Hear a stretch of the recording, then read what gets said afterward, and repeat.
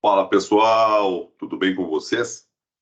Estamos aqui para a nossa segunda pós-aula, né? O segundo resumo da aula número 2 de matemática financeira, que teve como tema os regimes de capitalização. Então, aqui nessa aula de ontem, que aconteceu no dia 28/2, eu fiz um resgate rápido daquela comparação entre os dois fluxos de caixa, do mesmo principal, do mesmo valor presente, da mesma taxa, do mesmo tempo, com duas formas diferentes de chegar no valor futuro. Uma forma pelo regime simples, outra pelo composto. Mostrei esse gráfico, depois desenvolvi ali a álgebra, a matemática, as fórmulas que estão por trás, tanto do simples como do composto, e depois a gente fez uma introdução a HP12C, né, operações algébricas básicas, e o primeiro contato com as funções financeiras automáticas da calculadora. Então, esse foi o resumo da nossa segunda aula. Aliás, esse foi o conteúdo, né? E agora a gente vai fazer um resumo aqui, principalmente para aquelas pessoas que não puderam vir. Ontem foi um dia complicado para quem mora aqui no interior do estado de São Paulo, na hora da aula, né? Teve muita chuva, caiu árvore, e a gente sabe que boa parte dos alunos usam moto, ou não, até mesmo não tem condição para chegar aqui na faculdade. Então eu vou me estender um pouco mais nesse resumo, justamente para dar essa oportunidade aí para quem não pôde estar presente. Tá bom? Então vamos lá, né, pessoal? Resgatando o que nós vimos na aula. Lembrando, tá, pessoal? Esses resumos para a turma de matemática financeira, eles vão aparecer sempre com o link do YouTube para vocês dentro do Teams, porque como eu dou a mesma aula no primeiro horário e no segundo horário, eu faço um resumo só. Que se por um acaso eu comentar alguma coisa diferente numa aula, ou numa turma, ou numa outra turma, aí eu faço comentário dentro do próprio vídeo aqui, para dar um tom de personalização. Isso eu falei para a turma de logística, isso eu não falei para a turma de gestão financeira e vice-versa. Mas por enquanto, né, o normal é que sempre seja a mesma aula nas duas turmas, inclusive com o mesmo exemplo, o que facilita a aula para mim e facilita para vocês também. Beleza? Então, por isso que está aparecendo aí o link do YouTube. Mas eu estou gravando essa aula hoje, dia 1 de março, e ela aconteceu ontem, dia 22 de fevereiro, nossa aula 2. Bom, assistam, pessoal, falem para os colegas assistirem, é muito importante. Mesmo quem veio à aula assistir de novo, porque cada um tem um ritmo de aprendizagem. E como eu falei com vocês, meu compromisso é com a aprendizagem de vocês. Então, não é com prova, não estou nem aí para a questão de prova, para a questão de retenção. Sei que prova é importante, médio conhecimento, parari, parará, mas mais importante é fornecer para vocês o acesso a um conteúdo que vocês possam assistir e realmente aprender a entender o que está acontecendo. Para mim, a prova não tem valor, tá bom? É isso então, sem mais delongas, vamos começar aqui o nosso conteúdo, o nosso resumo. Cafezinho de manhã vai bem sempre, né, pessoal? O estômago não gosta muito, ele me xinga aqui, que tô mandando café logo cedo e tal, mas explico para ele que sem café não vai, né? Então, vamos lá. Eu peguei um exemplo, a gente na primeira aula aprendeu a terminologia, né? Então, eu peguei um exemplo onde a gente tinha valor presente, que é o nosso PV, de R$ 1.000. Taxa de juros, que é o nosso I, de 5% ao mês. E o N, 4 meses. Então, o N, 4 período, oriundo de 4 meses de prazo. E aí, o nosso objetivo era calcular o valor futuro seguindo duas regras diferentes. A regra simples, que é o regime simples de capitalização, e a regra composta, que é o regime composto de capitalização. Lembrando que, como eu falei em aula, a capitalização nada mais é do que o ato de gerar juro. Então, em finanças, o dinheiro de hoje, amanhã, é acrescido do juro. E esse ato, esse mecanismo, esse processo de geração de juro, em finanças, se chama capitalização. Então, capitalização é o ato de gerar juro. E hoje a gente está novamente fazendo isso aqui acontecer. Vamos lá. Aqui eu vou fazer o gráfico, ou o fluxo de caixa, melhor dizendo, né? Do simples. E ao lado dele, o fluxo de caixa do composto. Aqui. Composto e aqui regime simples. Qual é a ideia central do regime simples de capitalização? Que não pode haver cobrança de juros sobre juros. Então, esse é o princípio fundamental do simples. E o composto é justamente o contrário. É um regime onde o juro é formado com a cobrança de juro sobre o juro gerado anterior, que dá a ideia de bola de neve, né? Efeito cascata, juros sobre juros. Existem vários termos que se usam para descrever uma situação matemática como essa das finanças, ok? Então vamos lá. Aqui nós temos a data zero, depois 2, 3 e 4. E a mesma coisa acontece desse lado. 0, 2, 3 e 4. A unidade de tempo do nosso fluxo de caixa aqui é mês. Nós trabalhamos com taxa mensal, prazo mensal, mas poderia ser ano, dia, minuto, qualquer unidade de tempo.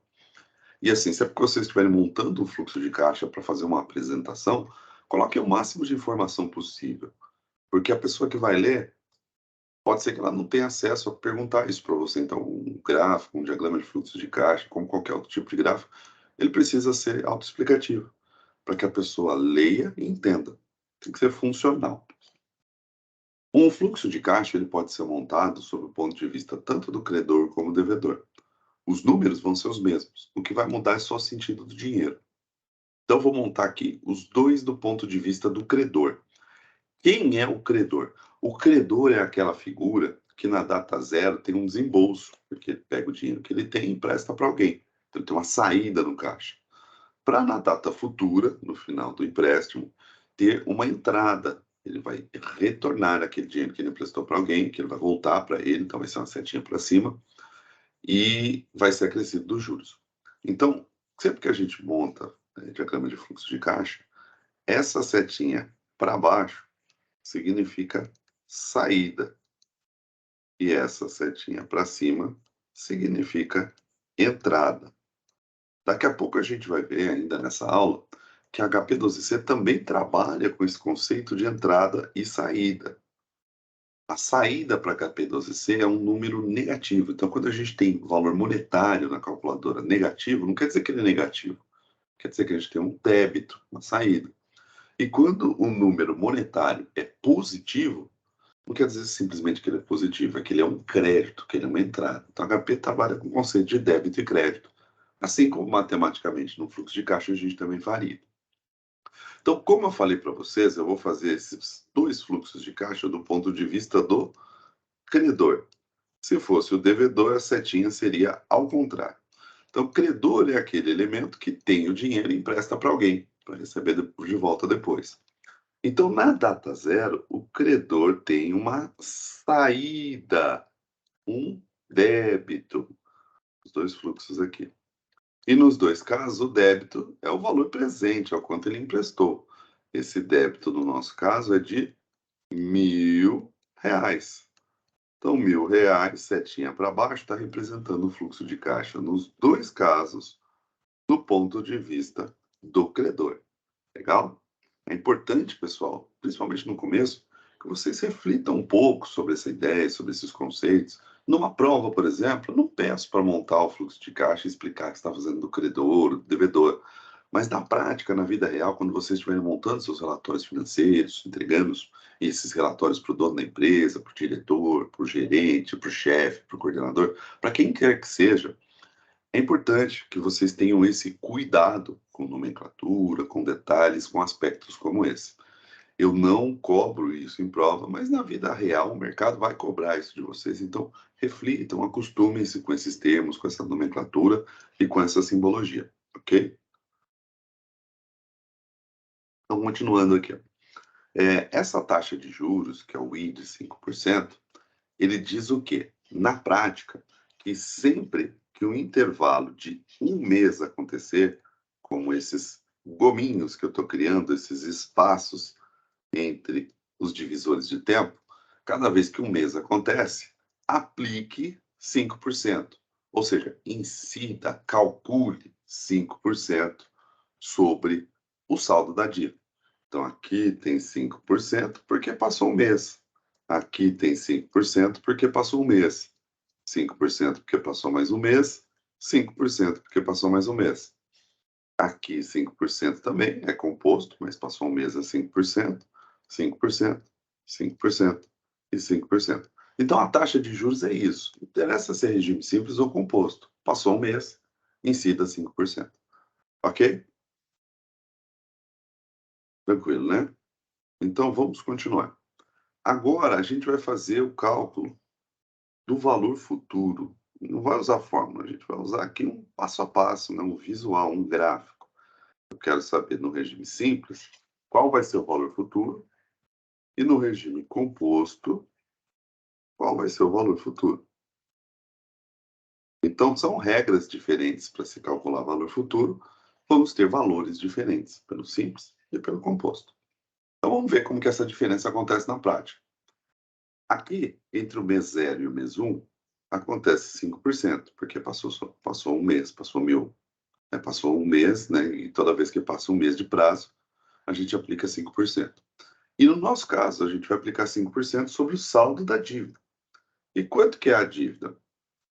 R$ 1.000. Aqui nesse momento, essa dívida está em R$ 1.000. Então, eu vou e aplico 5% sobre R$ 1.000.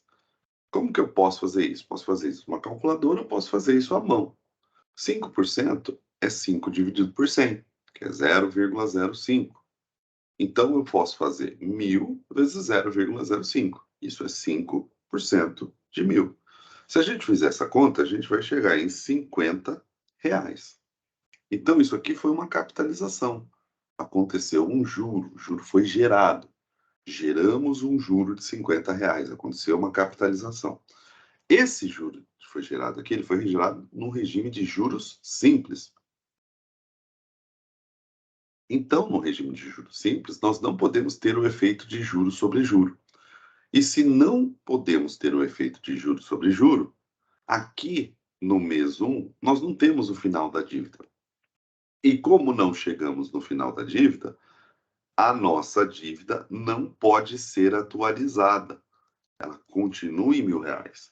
Porque se nós atualizarmos a dívida aqui, o próximo 5% vai incidir sobre um valor maior.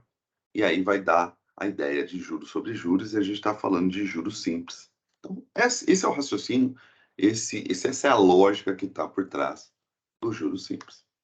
Então, esse 5% do mês 1 para o mês 2, como não chegou ao final da dívida, ao final do empréstimo, ele vai acontecer sobre os mesmos R$ 1.000.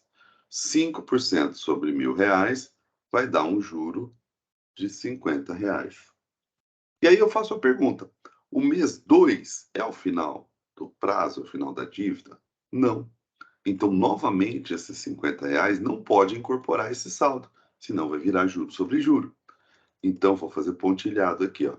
Se a gente fosse avaliar o saldo da dívida nesse momento, o saldo da dívida estaria ainda em R$ 1.000. Por que em R$ 1.000? Porque não chegou ao final. E aí, esse intervalo do mês 2 para o mês 3 também passou um mês. Passou um mês, a regra diz: aplique 5%. Calcule 5%. 5% sobre quem? Sobre o saldo, que ainda é R$ 1.000. 5% de R$ 1.000, se tudo correr bem, Deus ajudar e não chover, vai dar R$ 50. E agora eu avalio, a passagem do mês 2 para o mês 3 ainda não é o final.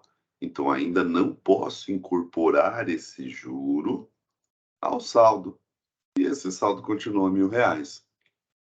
E esse 5% agora, da passagem do mês 3 para o mês 4, vai acontecer ainda sobre os R$ 1.000. 5% sobre R$ 1.000 vai dar 50. Agora eu faço a pergunta: chegamos ao final? Chegamos. Então, eu posso incorporar tudo isso. Eu tenho 50, mais 50 que dá 100, mais 50 que dá 150, mais 50 que dá 200, com mais a dívida de 1.000, o valor futuro vai ser, então, 1.200 pelo regime simples de capitalização. Então, esse valor redondo, esse valor cheio, todos os juros iguais, aqui aconteceu porque nós não tivemos a ideia de juros sobre juros. Agora vamos ver como que isso ficaria com os mesmos valores, com o mesmo tempo, no regime composto. A gente vai gerar um juro diferente, porque aqui a gente vai ter o efeito bola de neve, o efeito cascata, o efeito de juros sobre juros. Então, na primeira passagem, o juro vai ser igual. Do mês 0 para o mês 1, passou um mês. Passou um mês, 5%. 5% sobre quem? Sobre o saldo da dívida. Saldo da dívida, R$ 1.000. 5% sobre R$ 1.000 vai dar um juro de R$ 50. Esse juro de R$ 50, ele já pode ser incorporado. Então, o mês 1 é o final? Não. Mas eu já posso jogar para o bolo da dívida R$ 50 de juro. Então, minha dívida era 1.000, incorporou mais 50, passou a ser 1.050. E agora, essa passagem de tempo do mês 1 para o mês 2 também tem 5%. Só que 5% sobre 1.050, que é diferente de 1.000. E 5% de 1.050 vai ser 1.050 vezes 0,05, que é o 5%. E aí a gente vai auferir um juro de R$ 52,50 no segundo período. Olha aqui, no segundo período, no regime simples, era 50 também, era tudo igual, porque não tinha juro sobre juro. Aqui aumentou. Então, esse é o efeito do juro sobre juro. E a minha dívida, que era 1.050, como não chegou o final, não chegou o momento de pagar, ela vai incorporar esse juro de 52,50 que foi gerado aqui. Então, eu vou ter 1.050 mais esse juro de 52,50, o que vai dar 1.102,50. Beleza? Agora vamos para a passagem do mês 2 para o mês 3. No mês 2 para o mês 3, também temos 5%, sobre o saldo atualizado agora de 1.102,50.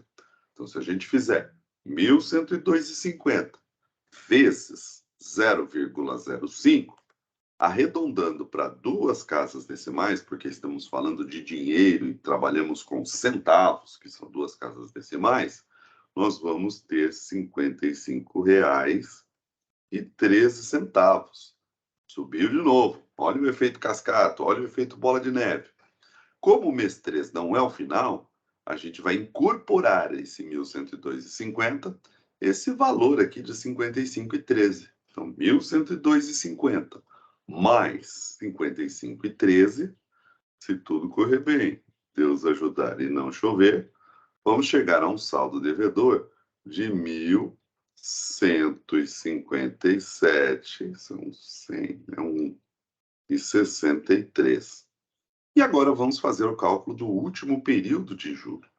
5% sobre 1.157,63 vai dar um valor de R$ 57,88. E aí, se a gente soma isso ao 1.157,63, a gente chega a um valor arredondado, de valor futuro, de R$ 1.215,51. Então, notem que com o mesmo valor presente, com a mesma taxa de juros e com o mesmo tempo, o regime simples produz um valor diferente do composto, pela forma como os juros são calculados em cada um. E agora vem uma reflexão aqui. Pessoal, o mercado, na prática, professor, quando eu for para o mercado trabalhar como gestor financeiro, eu vou fazer contas no regime simples ou no composto? Em 99,999% das vezes, você vai trabalhar com regime composto, porque o mercado opera com regime composto, que é um regime muito mais lógico do que o regime simples. Aí você pode falar, poxa, professor, o regime composto é injusto. Não tem nada de injusto no regime, na forma matemática. O que está errado, ou o que pode estar errado muitas vezes, é a taxa de juros abusiva que se cobra em algumas relações entre credor e devedor. Mas isso independe do regime ser simples ou composto. O regime composto ele é muito mais justo do que o simples, do ponto de vista conceitual. Porque nós não estudamos na primeira aula que o valor do dinheiro muda ao longo do tempo? Olha o que o regime simples faz. Ele diz que 5% de R$ 1.000 da data zero vale a mesma coisa que 5% de R$ 1.000 na data 4. Então, ele não respeita a ideia do valor do dinheiro no tempo na sua totalidade. Ele respeita numa passagem maior, uma janela maior de tempo. Mas nas passagens menores, ele diz que entre isso e isso, nós temos os mesmos valores. E isso não é verdade. R$ 50 da data 1 não tem o mesmo valor dos R$ 50 na data 4. O dinheiro muda de valor ao longo do tempo, principalmente por dois elementos que nós vimos na aula passada: inflação e o custo de oportunidade. Então, esse regime, ele conceitualmente, ele fere a ideia de valor do dinheiro no tempo. E é por isso que o nosso curso é concentrado no regime composto. Inclusive, quando a gente for fazer prova, eu nem cobro questão do regime simples. Mas é importante que vocês saibam, que vocês entendam, até por uma questão de justiça com a ideia de usar o regime composto. E também, para quem for fazer concurso público, esse tipo de coisa, geralmente professor de matemática, que quer auferir conhecimento de álgebra, de matemática, faz pergunta usando o regime simples. Porque na prática, na maioria esmagadora das vezes, com algumas exceções que eu vou trabalhar aqui durante o curso, à medida que a gente for evoluindo, o regime composto é o regime utilizado. Tanto que a calculadora HP12C que a gente vai ver hoje, quando a gente trabalha com as funções automáticas dela, o regime que ela escolhe, o regime que ela usa, é o regime composto e não o regime simples. Beleza? Então, isso aqui foi um resuminho do que nós já vimos na aula passada. E a ideia agora é mostrar que, tanto por trás desse gráfico simples, como pelo gráfico, por trás do gráfico composto, existe uma álgebra, existe uma matemática, que a gente não vai dar tanta ênfase durante o curso, mas eu vou mostrar hoje aqui para vocês. Tá bom? Então vamos lá. Por que a gente não vai dar tanta ênfase? Porque a gente vai usar calculadora, a gente vai usar planilha, a gente vai usar programação, a gente vai usar recursos computacionais e tecnológicos para dar ênfase no que é importante para nós como gestores financeiros, que é a linguagem financeira e não a matemática em si. Ok? Então vamos lá. Regime simples primeiro.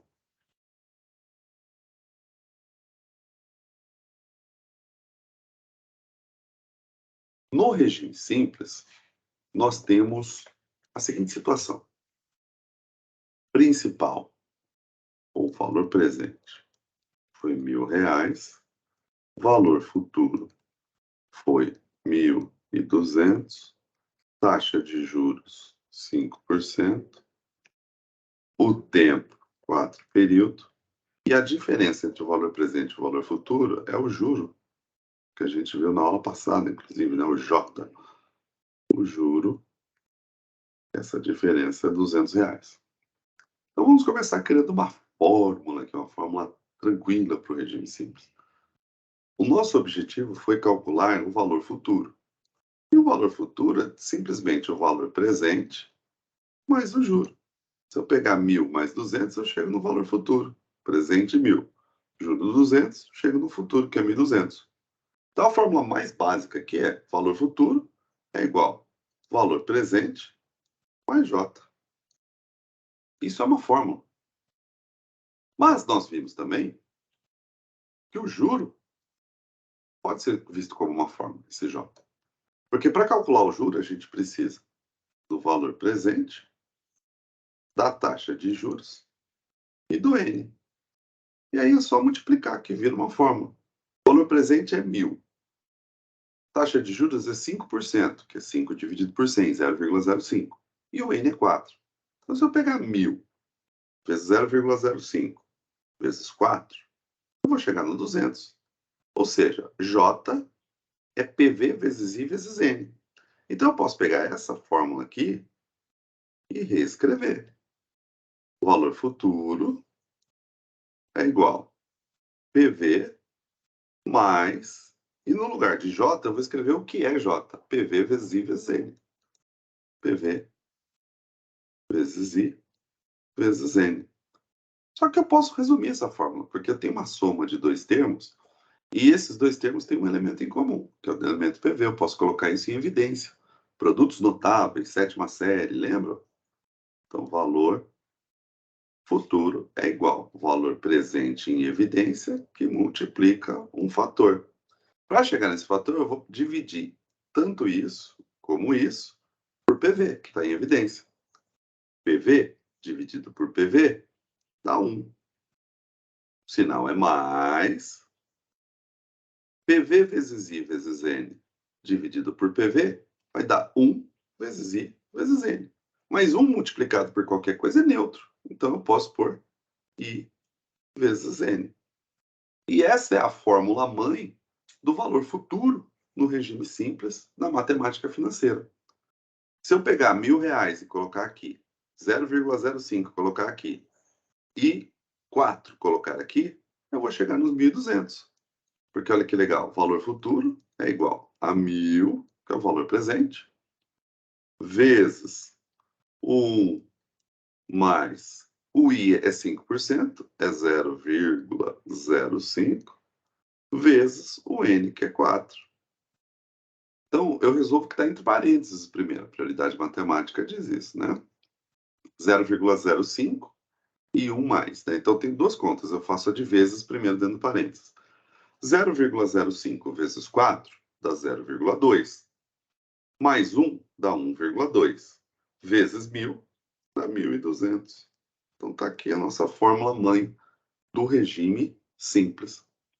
E na matemática financeira funciona assim. Para descobrir alguma coisa, eu preciso de 3 informações.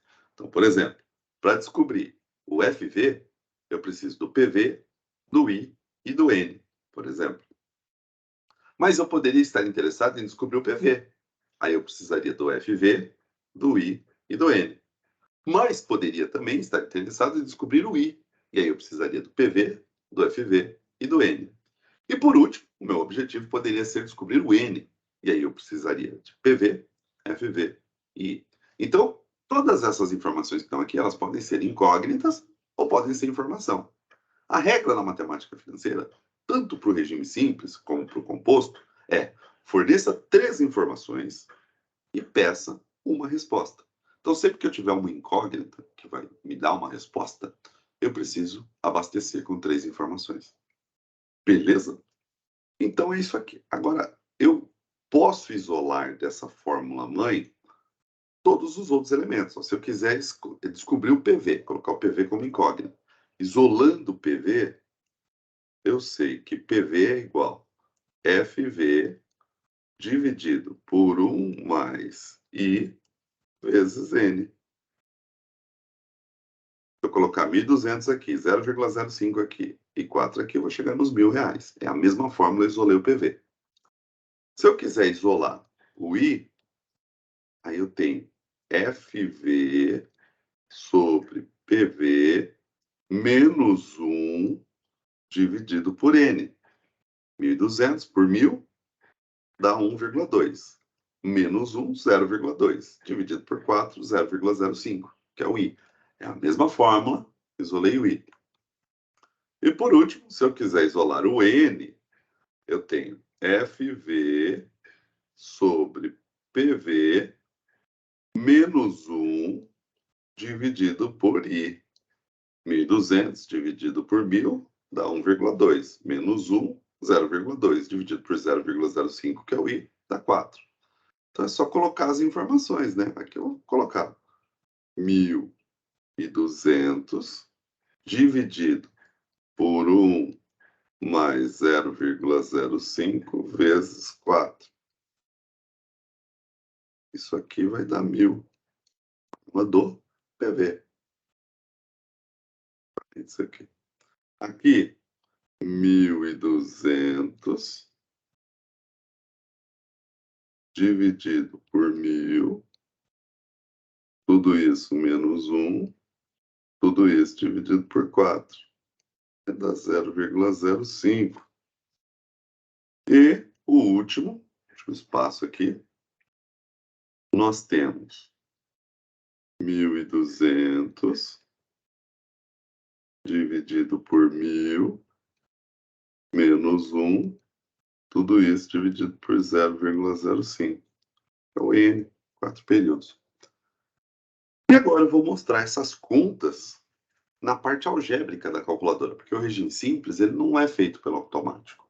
Então, eu aproveito esse espaço aqui para apresentar a calculadora 12C para vocês. Que, como eu já falei, vocês podem usar o emulador do celular, né? Quem não tiver condições de comprar calculadora, não puder comprar calculadora, pode usar o emulador, eu já falei, baixa lá no celular, né? Tem para iOS, tem para Android, tem para qualquer outro sistema operacional que porventura venha existir, tá bom? Vamos lá, vou abrir HP12C aqui, é esse bichinho bonitinho, e vamos falar um pouquinho sobre ela. Essa calculadora, ela não tem o sinal de igual. Olha que interessante, procura o sinal de igual. Então isso, para nós, é um negócio complicado, né? Porque a maioria de nós está acostumado, aprendeu a fazer conta em calculadora usando o sinal de igual. Usando o cálculo dessa forma. Aperta o primeiro número da operação, aperta o sinal da operação, mais menos vezes, dividir, aperta o segundo número e aperta o igual. Então, se eu vou fazer 3 mais 2 numa calculadora normal, vamos chamar de normal, né? Eu vou fazer 3, vou apertar o 3, vou apertar o mais, vou apertar o 2, vou apertar o igual. Essa lógica que a gente está acostumado para as calculadoras, ela é conhecida como lógica algébrica. Ela é intuitiva. A calculadora financeira, ela não usa a lógica algébrica, a 12C especificamente. Ela usa uma lógica chamada RPN, que vem das palavras reverse, que é reverso em inglês, Polish, que se escreve como se fosse Polish, mas a palavra é diferente, né? Então isso aqui eu posso ler como Polish, que tem um significado, ou como Polish, que é outro significado. O Polish, com um acento mais circunflexo, assim, no O, ele é polonês.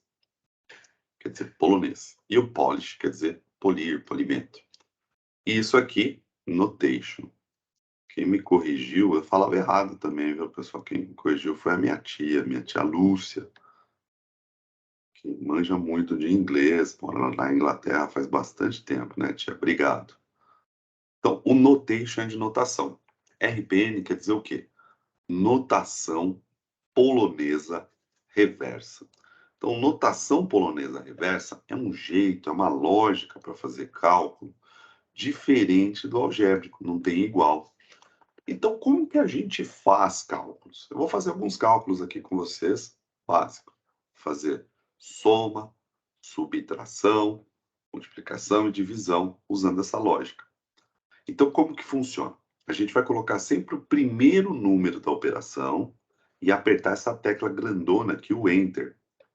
Depois a gente coloca o segundo número da operação e, por último, o sinal.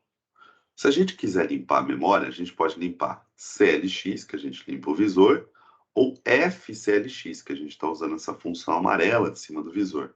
Deem preferência sempre para o FCLX, porque aí a gente limpa toda a memória e não corre o risco dela devolver valor errado, armazenado na memória dela. Então, limpeza FCLX. Estou limpando o registro, esse reg aqui. Então, vamos lá. 3 mais 2.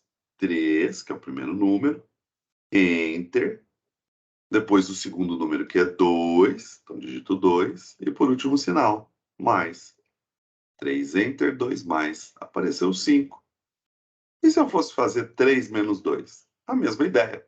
3, Enter, 2, menos.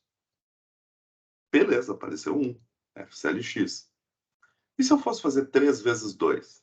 3, Enter, 2 vezes. Limpa a memória. E se eu fosse fazer 3 dividido por 2? 3, Enter, 2, divide.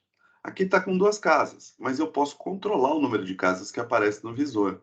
É só apertar essa tecla amarela F e o número de casas.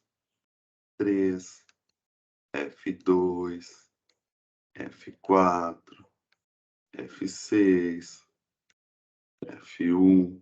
Então, quantas casas eu quero que apareça? Eu vou deixar 2 casas, porque a gente está trabalhando com dinheiro.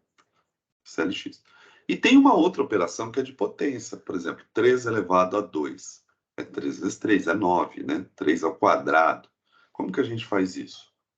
3, que é a base, Enter. 2, que é o expoente. Essa teclinha aqui, YX, que está embaixo do N. 9. 3 Enter, 2, y elevado a x. Legal, e se eu quiser fazer uma raiz quadrada de 25? Eu digito 25, não preciso nem digitar o Enter, e procuro raiz quadrada. Raiz quadrada está aqui, ó, na função azul da tecla YX. Então é só apertar o G. Aperto o G para ativar essa função azul, YX. 5. Legal, né? Bacana. Mas e se eu quisesse fazer, por exemplo, uma raiz quártupla? Raiz quártupla de 16. É um número que multiplicado por ele mesmo, depois por ele mesmo de novo, por ele mesmo de novo, dá 16. Então, isso é 2, porque 2 vezes 2 dá 4, vezes 2 dá 8, vezes 2 dá 16. Então, raiz quadrada de 16 é 2.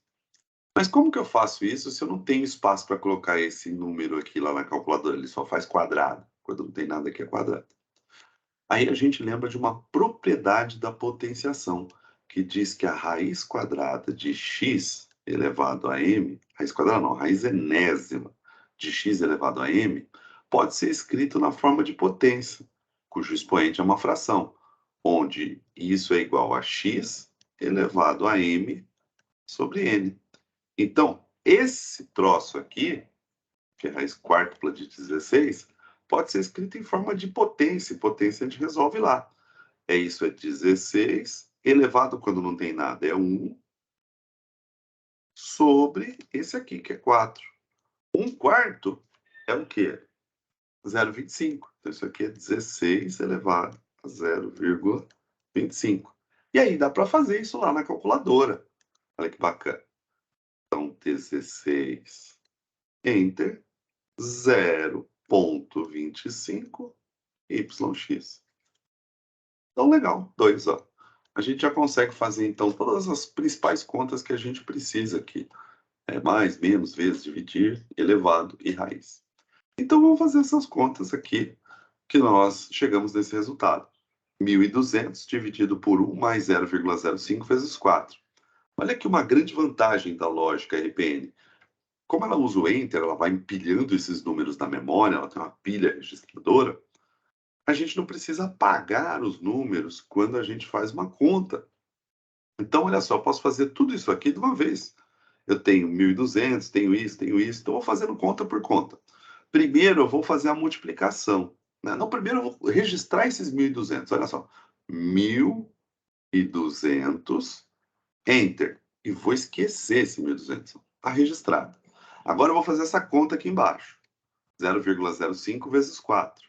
Eu faço 0,05, Enter, 4 vezes, dá 0,2. Agora eu vou somar com 1. 1 mais, dá 1,2. E os 1.200 já estava lá na memória. Então eu quero dividir 1.200, por isso que eu acabei de achar. Eu só aperto divide. Deu os R$ 1.000. Ah, professor, que legal, mas eu não decorei a sequência. Aos poucos você vai entender esse raciocínio. No começo, vocês podem ir apagando a calculadora e copiando, que é o jeito que vocês têm mais segurança. Mas aqui eu vou repetir o processo novamente. Eu vou registrar esses 1.200, então 1.200, Enter, e agora eu vou fazer essa conta aqui embaixo. 0,05, Enter, 4 vezes 1 mais, ó, não apaguei nada, e vou apertar o divide. Deu os R$ 1.000. Então a lógica RPN é uma lógica muito boa, principalmente numa época que as pessoas não tinham acesso a computador. Fazer conta rápida sem ter que apagar a calculadora e ficar escrevendo no papel dava uma vantagem muito grande para as pessoas. E por isso também essa calculadora foi tão revolucionária quando foi lançada. Então vou limpar aqui e vou fazer a de baixo. 1.200 dividido por 1.000 menos 1 dividido por 4. Então vou fazer passo a passo. 1.200, Enter. 1.000 divide, deu 1,2. Agora esse 1,2 já está na memória. Eu quero tirar 1. Então faço 1 menos 0,2 já está na memória. Eu quero dividir por 4. 4 divide 0,05. E agora olha que bacana. Eu vou fazer esse outro. 1.200 por 1.000 menos 1 dividido por 0,05. Então 1.200, Enter. 1000 divide 1 menos 0,05 divide. Deu 4. E agora só faltou esse primeiro, né? 1000 vezes 0,05, 1000 vezes 1 mais 0,05 vezes 4. Vamos fazer primeiro esse 0,05 vezes 4. 0,05, Enter, 4 vezes 0,2. Somo com 1. 1 mais 1,2. E agora multiplico por 1000. 1000 vezes. Não paguei nada, cheguei nos 1.200. Então, testem um pouco. No começo, pessoal, pode parecer a coisa mais estranha do mundo. Mas acreditem, quando vocês acostumarem com essa lógica, umas 2 ou 3 semanas usando bastante, vocês não vão conseguir usar outra calculadora de tão prático que isso aqui fica. Porque vocês não precisam apagar. Então, vale muito a pena aprender a usar isso aqui, porque vocês ganham tempo. Principalmente quem trabalha fazendo continha, anotando, fazendo continha, anotando, né? Tem que fazer isso no dia a dia. Isso aqui pode ajudar bastante. Tá bom? Então, a gente matou o regime simples agora. Vamos para o regime composto. Já fizemos nossa primeira introdução.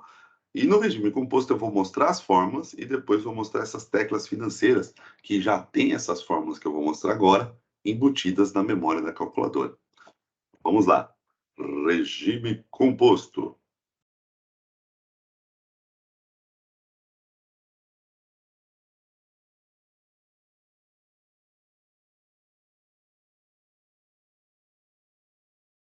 Então, a gente tem os mesmos valores.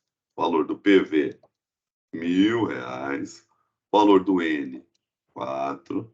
Valor do I, da taxa de juros, 5% ao mês. E o nosso objetivo é calcular o FV. Então, a gente só vai fazer um ajuste na fórmula. Valor futuro, no regime composto, é igual ao valor presente, que multiplica aquele fator de capitalização, que é 1 mais I, só que agora não é vezes N, porque o juro é sobre juro, é elevado a N. Então, esse é o ajuste que a gente tem que fazer na fórmula. Então, no nosso caso, isso vai ser igual a R$ 1.000, que é o PV, vezes 1 mais 0,05 elevado à quarta potência. Então, eu somo isso aqui, que vai dar 1,05, eleva a 4, multiplico a 1000. Teste para fazer na calculadora aí. Vocês vão chegar nos mesmos R$ 1.215,51. Ah, professor, e se eu quiser isolar o PV? Só isolar. PV é igual FV, é a mesma fórmula, só isolei, sobre 1 mais I elevado a N. Se eu quiser chegar nos resultados, eu pego o FV, 1.215,51, divido por 1 mais 0,05 elevado a 4, vou chegar nos mesmos R$ 1.000. Agora, se eu quiser isolar o I, dá um pouco mais de trabalho, porque tem esse expoente aqui.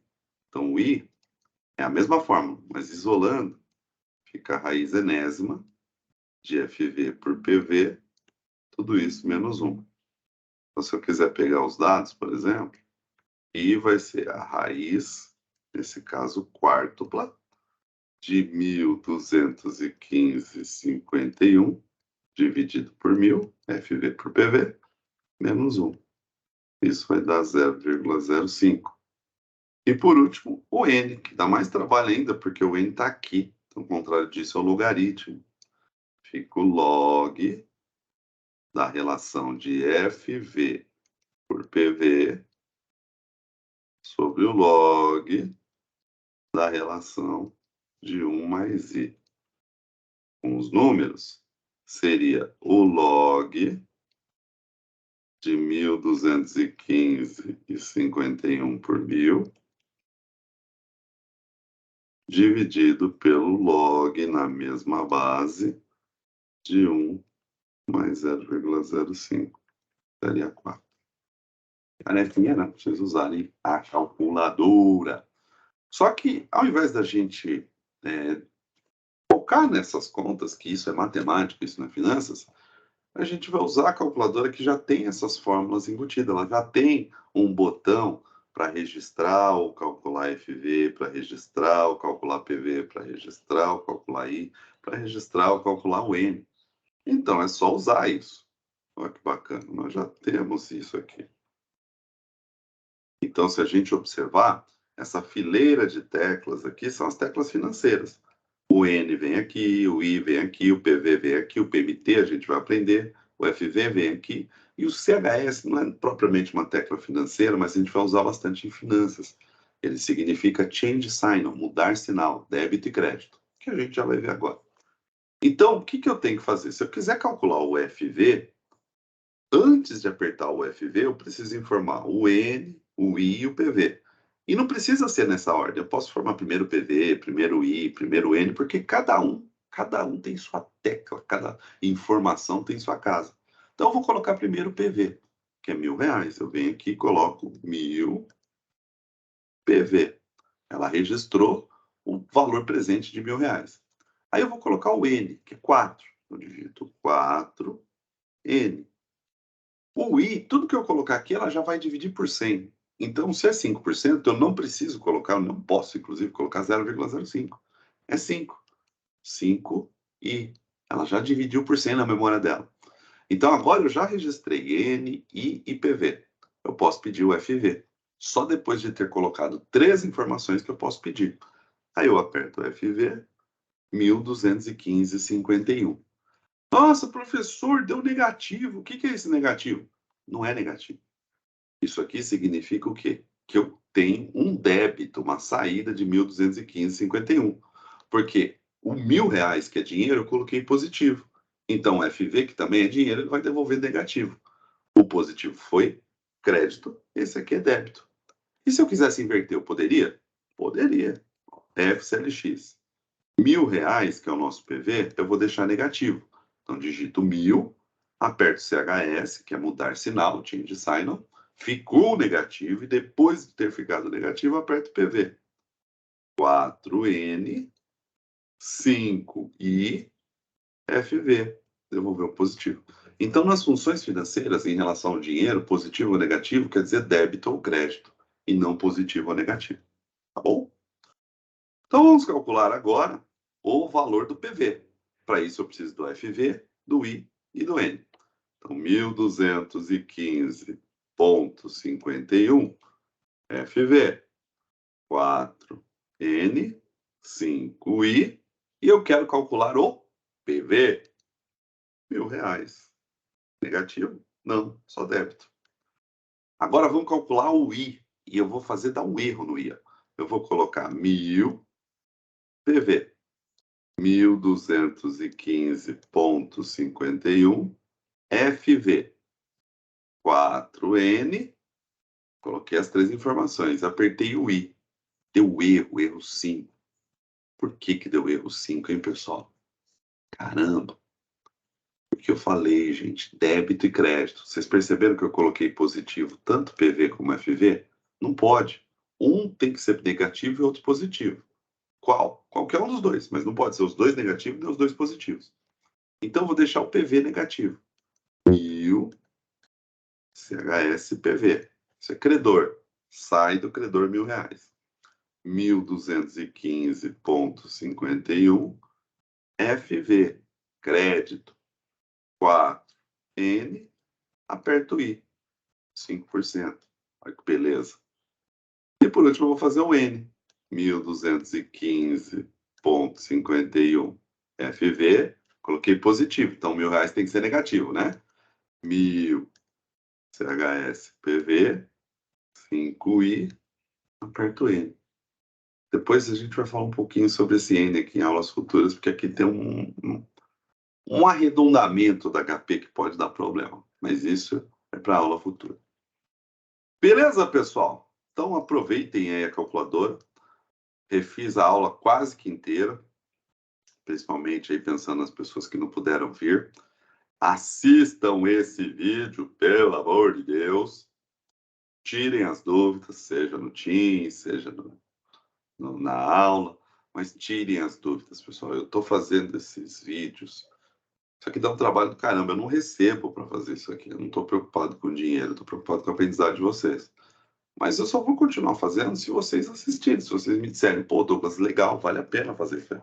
Se não estiver ajudando, como eu não sou obrigado a fazer isso aqui, nenhum professor é, né? Nenhum professor ganha para ficar fazendo isso em casa, eu vou deixar de fazer. Então, assistam, isso é para vocês, tá bom? E de quebra, deixo de brinde aí para a turma do YouTube, né? Quem acessa o canal, esses sim aí acabam valorizando mais que vocês, hein, pessoal da sala, esses conteúdos. Então vamos lá, vamos assistir, tá bom? Não quero like, não quero inscrição, não quero porra nenhuma no canal. Mas falei palavrão, coisa feia, né? Eu quero que vocês aprendam, eu quero que seja um conteúdo relevante aí para vocês. Tá bom? Valeu, pessoal. Um abraço para vocês então e até a nossa próxima aula. Valeu!